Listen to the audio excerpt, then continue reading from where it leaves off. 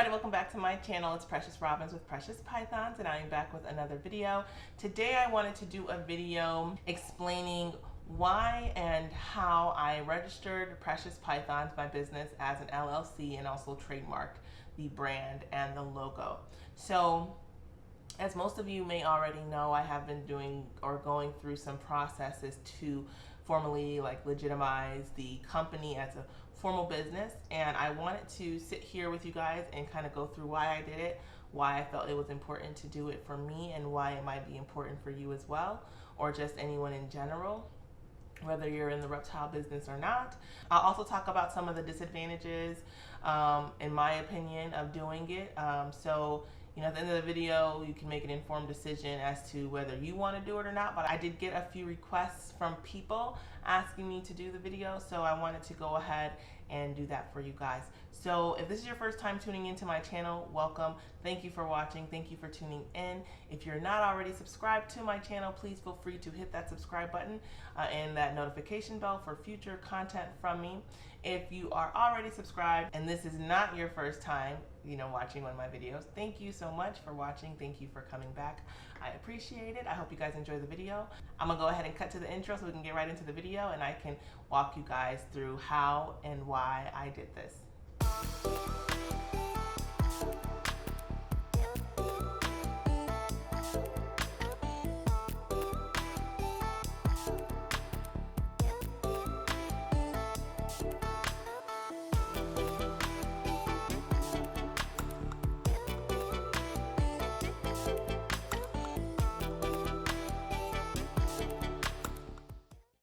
All right, so if most of you guys don't already know, I live in Indiana. So before I went ahead and registered Precious Pythons as an LLC or got the trademark, I had to determine whether or not I wanted to register my business in Indiana or a state like Delaware. Now, I did choose to go ahead and register Precious Pythons as an LLC in the state of Indiana. Some people do it in Delaware. There are lots of advantages to doing that relating to tax reasons. So I'm not gonna go through those because it's a lot of research that you'd have to do, and depending on what you're doing for your business, the reasons why you would wanna file or register it somewhere else, it can vary. So just gonna say, do your research, make sure you're filing, registering your business in the proper state that you want to. So to kind of begin why I decided to do this, it was very much related to wanting to, again, formally legitimize Precious Pythons as a business. Going into breeding and trying to establish hobby/business, it was very difficult to determine where I wanted to go with it, how I wanted the business to look. A lot of people, that I kind of discussed the ideas of what I wanted to do were, from the jump, pretty much, you need to get your LLC, you need to get this trademark, make sure, there's no copyright infringement issues, you need to go ahead and do all that. And I didn't think it was necessary because you really, truthfully don't find too many breeders and, their businesses registered as LLCs or, really talk about protecting their intellectual property. You just, and maybe people do it and they just don't talk about it. But I didn't feel like it was necessary in the beginning because you just pretty much didn't hear about people stealing, logos, stealing names or anything like that.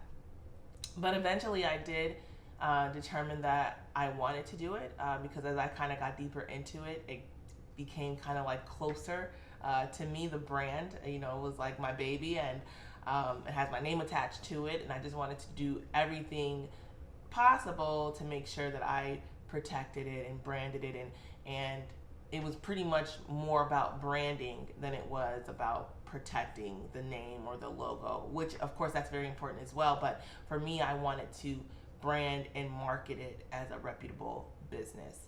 When you think about the ball python community, there is a lot of talk of scammers. There is a lot of talk of people not doing it properly, people not trusting breeders.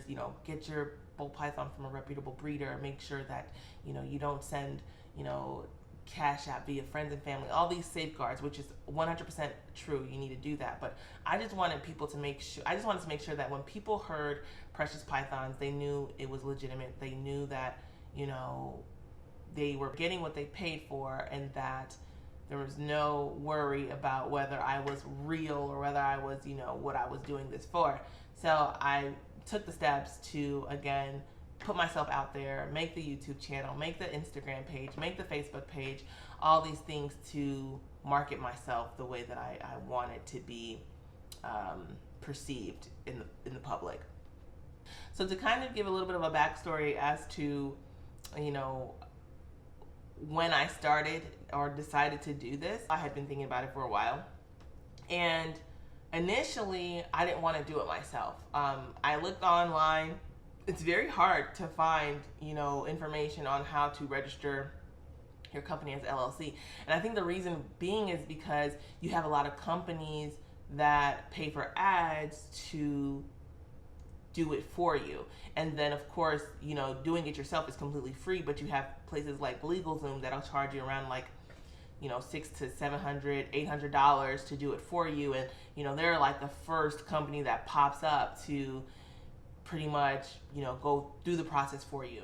So when I looked it up online and I saw LegalZoom, I considered doing it that way, but I didn't know if it was like very trustworthy, not in so much like being scammed, but so much like, okay, what am I paying for? What exactly is the benefit of, you know, paying you $800 to do something that I could do? What am I getting out of it? And looking at their website, I just didn't see like that value. So instead of going through LegalZoom, I decided to consult with an attorney who I did like a one-on-one free consultation. They went through pretty much the package for the registering the business as an LLC, and then the trademarking, and it was between around $1,500 to $3,000 depending on how much you added to this package. And I was like shocked. I get it, you know, attorneys are expensive, but again, I left there thinking I got to figure out a way to do this myself. I don't want to do this. I don't want to pay somebody this much money when you know, you can definitely do this yourself. So I eventually decided not to outsource it. I was going to do it myself. I was going to figure out how, do some research, and then it kind of got by the wayside and went on the back burner. And coincidentally enough, a few weeks ago, about a month ago, I was in Seattle, and my brother, his girlfriend, who was a practicing attorney. So, you know, I don't even know how Precious Pythons got brought up into the whole conversation, but eventually she was like, man, you need to get this, like, you know, registered. You need to get your trademark. You need all these things. Why aren't you doing these things? And I'm like, well, it's the plan to do this. I don't know how, you know, I don't know where to start.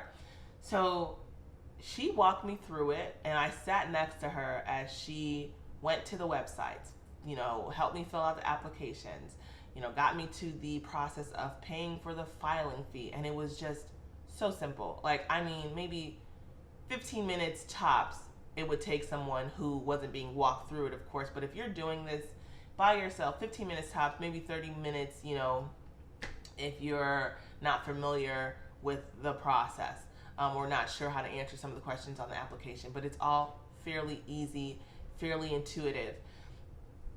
So I did that with her. I filled out the application, I paid the application fee, and it was maybe 3 days, maybe not even that, 2 days. I got an email saying your business is registered as an LLC. Perfect. It was awesome. I was ecstatic. It was a really great feeling. And then next, after that, I went ahead with the process with the trademark, which also I was helped out by her. She walked me through the process, gave me the right information, the right websites, and paid the application fee. And the process to get anything trademarked, it takes about 1.5 years. So I'm still waiting because it has to be reviewed by the board and an attorney and all these things, and then, you know, make sure that it's not anyone else's product, so on and so forth. So I'm still waiting on that, but fingers crossed, you know, it processes and it gets approved. So that's basically what we're going to be going through today. I wanted to share that with you guys because it was just a really, really great accomplishment for me. I think that some people also are curious as to whether they should do it themselves. I think it's a personal decision. I don't think it really has much to do with anything like financial related, unless you're thinking about like taxes. Of course, I think one disadvantage of registering any business as a business or like, official LLC is that everything pretty much gets recorded, so you have to pay taxes. But I have no problem doing that. I know that some breeders, I actually personally know some breeders who don't want to go that route because they don't want to be documented showing what they're paying. And that's not everybody, because I know plenty of people who have their breeding businesses as registered as LLC. So it's just a preference, and I think that that's just across the board. People who have their own companies brought up from the ground, there are different reasons why people want to do it and why people don't want to do it. That's why I wanted to do it, was to pretty much get my name out there, get recognized as a business. I want to, open up a bank account in the business name, and most importantly, I want to make sure that my son is documented, under the business as owner, co-owner of this, so that I can have something to pass on to him in his name when he's older, because this is pretty much all for him. So let's get started. I'm gonna go ahead and walk you guys through the website. First we'll do the LLC. And for this, it's gonna differ, of course, where you live, because you're gonna wanna start off on your state's government site, your state's website. My state's website is, in.gov. It's just the state abbreviation and then .gov, but that's not everywhere. I know recently I looked up for a friend, Maryland, because Maryland is not md.gov. You go to md.gov and it's pretty much a place acting as a government site, and it's a scam. Don't go there. If you're in Maryland, it's actually maryland.gov. And most people know, when it's the state that you live in, what your state government site is. So this is probably not need to know information, so I apologize. But let's get to it. I'm going to go ahead and go to indy.gov or in.gov. All right, so I'm going to go ahead and go to the Indiana State's website, which is, like I said, in.gov. So when you first get to this website, I will admit I think, and it's probably just like any state's government site, it's very convoluted with information. And links and just all this. So the great thing about most of them is that there usually is a search bar, very open and obvious, somewhere on the site, so that you don't have to go combing through all of these tabs, all of these, links and everything. So I'm gonna just go ahead and search for register for LLC. So again, a bunch of web links pop up, and they're very much related to government websites. That's why it's easy. It's better to search in your government website and not like on Google, because you search on Google and you're gonna get a bunch of other links. You don't know what's a scam. You don't know what's legit. So just go to your state website, because it's easier to find it that way. Now, some things do pop up. So for example, this is not the link. You have to pretty much read and determine what is the correct business page. What you're looking for is your state's business page. And as you can see here, right here, it says business registration, business entity, INBiz. Indiana State business website is inbiz.in.gov. So I knew that already, but I wanted to let you guys know how you can find it on in.gov. And pretty much from here, you'll log in, right? Well, most people probably won't already have an account. So when you go to log in, I'm just going to log in because I have an account. But of course, if you don't, you would go to sign up now. But I'm going to go ahead and log in. Okay, so now that I am on the pretty much homepage, the dashboard is the homepage, but that's where all my information is. We're not going to go there, but you want to go to start a business. So once you go to start a business, here's all the important information that you need to know for starting a business. It'll tell you how long it'll take. It'll tell you the information that's required to fill out the application form. And then it'll also tell you what's next after you submitted your application. So of course I've already done this, but I'm gonna just go ahead and go through some of the steps. I won't go all the way to the end. I'll just get started for guiding purposes. So here it says, I would like the Business Wizard to guide me while starting my business. I think any beginner should pick this option. If you already have a business and you've gone through this, then I mean, you probably aren't watching this video, but you could, you would go to frequent user, but I'll go ahead and choose guide me. Do you know the type of business that you would like to start? Most people would say yes. And then, are you starting a sole proprietorship or a general partnership? No, I'm going to choose no, because if you're choosing to do an LLC or a corporation, that is not what that is. So you want to choose no. If that's what you want to choose, then you would choose yes. And then, of course, it's asking which of these apply to you. And I am going to choose, I would like to start a new business in Indiana, because I think that that would be the most common answer. And then, will your business be nonprofit or for profit? So let's choose for profit. And then you will go into what kind of business you want to choose. So like I said, you have the LLC, you have the LLP, LP, all these options. So I chose limited liability company, which is an LLC. And most people already know by this step what they want their business name to be. So, for example, this is important because whatever name that you type in, it'll tell you whether it's available or not. So I'm going to go with Precious Pythons, right? Because we already know that that's mine and it's already reserved. So I'm going to check the availability. And it says that the name you've entered is not available in Indiana because I own it. Now, we'll do something else like Artistic Morphs, right? And let's see. Based on the initial search, it appears the name is available. But it'll also tell you that the Secretary of State will make the final determination regarding the name availability. So we'll go to next. We'll fill out all this information, right? So this is going to be dummy information. Now, perpetual means that there is no end date. There's no end date for your business, so you would want to let it be known that you plan on operating for as long as you plan on operating it. The effective date. Now, again, if you just want to hold on to your LLC name and you don't plan on operating under it for a while, you could pick a future effective date, of course, up to 90 days. If you were just starting it today, you'd put today's date, and if you've started it and you've been operating under it, informally in the past, then you would pick that date that you started. So I'm going to just pick today's date. And then you would pick the address. So now that we have that, I'll go next. And from here moving forward, you're just going to be putting in your registered agent's information.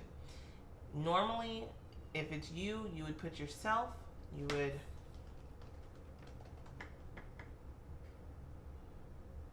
create this agent. You fill out all this information. Now, this is where I'm going to stop because, again, it's just a lot of information to input that's unnecessary. It walks you through. I just wanted to go through this because I wanted to explain how it just walks you through every little detail and step. And it gives, even over here, it gives a very good explanation of what it's asking you for and what they need from you. So it's very intuitive. It's very... it's very easy. So again, you want to go to inbiz.in.gov if you are an Indiana resident or if you want to register your business in Indiana. Now, one thing I did want to do, I'm going to exit this. I'm not going to save any of this information because I don't need to save it. So I do want to give some examples of where a person can find their state business page on their state government site and how easy it can really be. So let's see, we'll choose just a random state. Let's try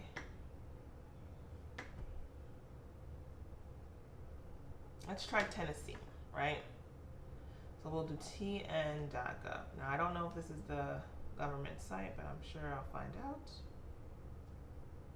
And it is. So you have Tennessee's state site, state government site. Now I'm going to type in the same thing I did on Indiana's state site, register for LLC, and see what pops up.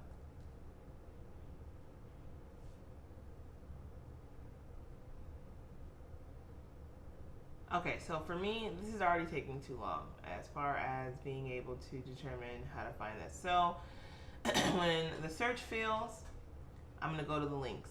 So automatically go to business, new business, right? Begin your registration process for your new business with TN Bear. That looks like it could work. Form or register a new business. There you go. So again, random state. The search for registering an LLC didn't work, but as you can see, it's pretty searchable on any site. And I'm pretty much just doing this to show you guys that regardless of where you live, it's fine. You can find it. It might take some time. It might take some reading, but you can find it on your state government site. So it's going to take you to a state business page. It's going to require you to make an account and then log in and then fill out the application and then submit it and pay the filing fee. In Indiana, the filing fee was $95. That's going to vary by state as well.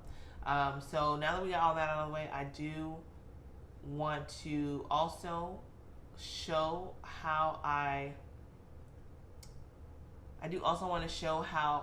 obtained the trademark and fill out that application. I just went where to go, and it won't be as long. It's one website for everywhere, which is USPTO, I believe. Yep, USPTO.gov. And that is the United States Patent and Trademark Office. So we're gonna go here, and this one is also, this just takes you straight to the trademark, office and application. You go here, you go to My USPTO. It's gonna require you to log in or create an account. I already have an account, so I'm just going to log in. So here is the trademark dashboard. Pretty much when you create an account, you're going to want to file trademark forms. That's where you would go to file the form. It's a trademark form. And it'll give you the option to apply online. See here, and it's just, again, you just want to read through all this information. I'm not going to go through step by step how to apply for this because it's going to differ based off of your business. So read it, apply how you see fit. If you want to speak to someone who can assist you, for sure you may want to contact an attorney.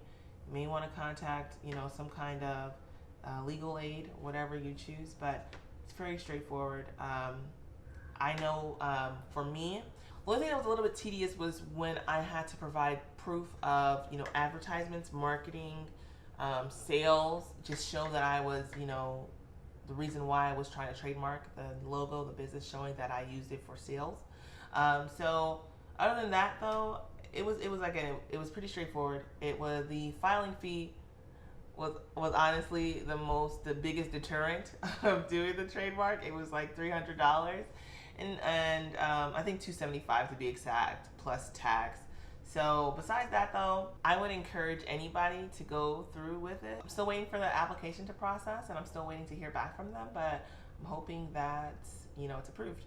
But again, so I just wanted to make this video to share with you guys that process, why I did it, why some of you might want to do it. I will definitely say the LLC was very beneficial for me because I finally got my EIN number, which is a tax ID number for a business. And with that, in the process of creating a bank account, I was able to set up PayPal through my business name. Nothing is pretty much connected to Precious Robins, to Precious Pythons. And from there, I can start, being able to put my son on some paperwork and make sure that he is in every way a part of this business as I am, as he gets older and even now. So If you guys have any questions, please feel free to let me know. I hope this video wasn't very painful. I just felt like I was talking the entire time, but again, I wanted to share with you guys. I hope it was informative. I hope I was able to get out all my thoughts as clearly and concisely as possible. If not, if you have any questions whatsoever, feel free to hit me up, Facebook, Instagram, email me, comment on this video down below. I'm happy to answer any questions about the process that I know, and be as transparent as possible. Also, I did want to share with you guys, behind me is my 50/20 rack that I got from ARS. The last time you guys saw it, if you saw my ARS tour video on YouTube, it was like a 2-high rack. So I've been adding to it and building it up. I'm not quite finished. I don't know if I'm going to add any more. Right now it's at 9 levels, and I think I want to get it up to 12. But I'm just not sure, because right now the heat is exactly where I want it, and if I add more levels, then that can change the temps in some of the tubs. So I might keep it where it's at and just start a new rack, because unfortunately I wish I could have got like a 50/40, but I don't have space. As you can see, this is one of the areas where I keep one of my racks, and I can't fit anything but this 50/20 in there. So yeah, so thank you guys for watching. I really appreciate it. If you have any questions, comment down below. If you're not subscribed to my channel, please hit that subscribe button, hit that notification bell, like this video if you did like it, if it was informative in any way. Let me know if you have any questions, and I will see you guys next time. Thank you for watching.